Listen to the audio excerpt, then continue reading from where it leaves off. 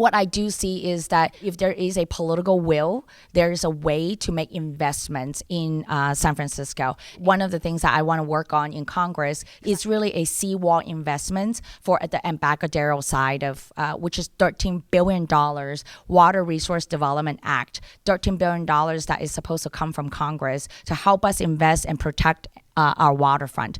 That very same type of investments is what we need to demand for the Bayview Hunters Point neighborhood, that we want to demand for clean up from Navy. We want investments in that neighborhood because it's not enough to shut down the power plant. It's not enough to just clean up. We want jobs. We want housing. We want better schools. We want investments in that neighborhood. And it's what we will demand for the funding and investments from the federal government. So the Navy has not always been a good partner to the city in terms of cleaning up that land at the shipyard, also on Treasure Island, and it's shameful.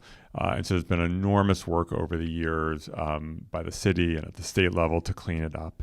And of course, we need to make sure that we're dealing with toxics and that people are living in safe environments.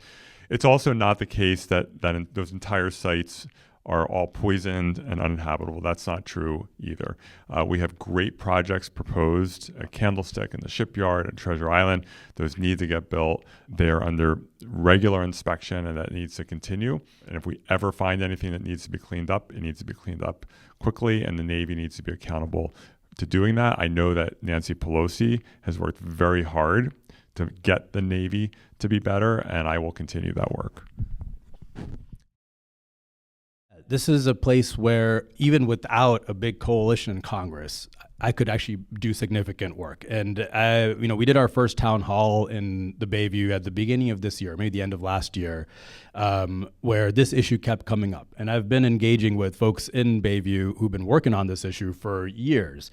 And so there's a bunch of radioactive waste in the bay there. There's radioactive contamination in the soil there.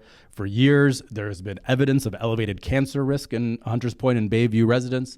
And, the Navy at some point finally said, they called a Superfund site. They said, we're going to do remediation. And they contracted out the contractor called Tetra Tech, who made up the numbers. And they claimed it was cleaned up. It wasn't. And so that lost a lot of trust from the neighborhood, rightfully so. They are actually planning to do demolition at Hunters Point at the end of this month, which has the risk of unleashing lots of radioactive waste into the air, making a lot of our neighbors very sick.